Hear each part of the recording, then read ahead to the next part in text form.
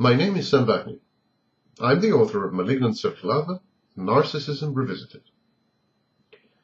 3 traits of the narcissist conspire to render him a failure and a loser. The first trait is the narcissist's sense of entitlement. The second is the narcissist's haughtiness, arrogance, and innate conviction that he is superior. And the third trait is the narcissist's aversion to routine. The narcissist's sense of entitlement encourages his indolence. He firmly believes that he should be spoon-fed, and that accomplishments and honors should be handed to him on a silver platter without any commensurate effort on his part.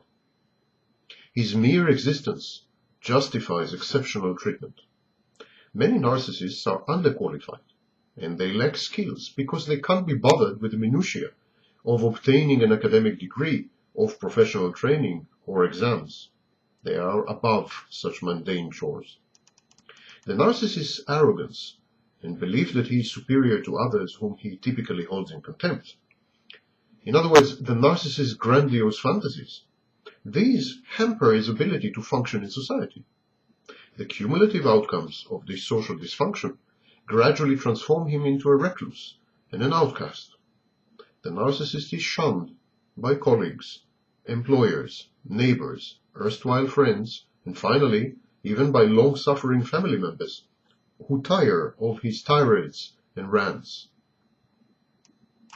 Unable to work in a team, to compromise, to give credit where due, and to strive towards long-term goals, the narcissist, skilled and gifted as he may be, finds himself unemployed and unemployable, his bad reputation preceding him.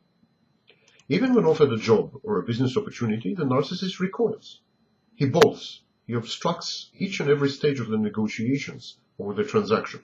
He becomes passive-aggressive, or, in professional terms, negativistic. But this passive-aggressive, negativistic and masochistic conduct has nothing to do with the narcissist's aforementioned indolence. The narcissist is not afraid of some forms of hard work. He invests inordinate amounts of energy, forethought, planning, zest, and sweat in securing narcissistic supply, for instance. So it's not that he avoids work generally. He avoids certain types of labor and toil. The narcissist's sabotage of new employment or business prospects is owing to his abhorrence of routine. He hates routine.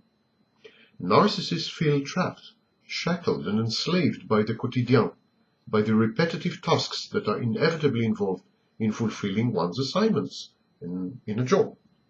They hate the methodical, step-by-step, long-term approach. Possessed of magical thinking, they'd rather wait for miracles to happen than make them happen. Jobs, business deals, and teamwork require perseverance and tolerance of boredom, and the narcissist lacks both. Life forces most narcissists into the hard slog of a steady job, or succession of jobs. Such unfortunate narcissists, coerced into a framework they resent, are likely to act out and erupt in a series of self-destructive and self-defeating acts. But there are other narcissists, the luckier ones, those who can afford not to work. They laze about, indulge themselves in a variety of idle and trivial pursuits, seek entertainment and thrills wherever and whenever they can, live off others in parasitic form, and while their lives away, at once content and bitter. They are content with their lifestyle and the minimum demands it imposes on them. They are bitter because they haven't achieved more.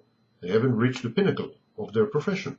They haven't become as rich and famous or powerful as they believe themselves deserving. Yet, even though they realize that they are failures, the narcissist cannot draw a line between his current station in life, the defeats and failures that he has experienced, and the reasons, the causes, his own traits, his own misbehaviors, his own misconduct. The narcissist doesn't see the connection between these two. He does not realize that actions have consequences. He believes that he is immune to the cosmic justice. he believes that everything should transpire without effort, without toil, without labor, without perspiration. He believes in inspiration. He believes himself to be an artist of life, and the world is his canvas. He usually ends his life lonely, bitter, a recluse, failure, a loser.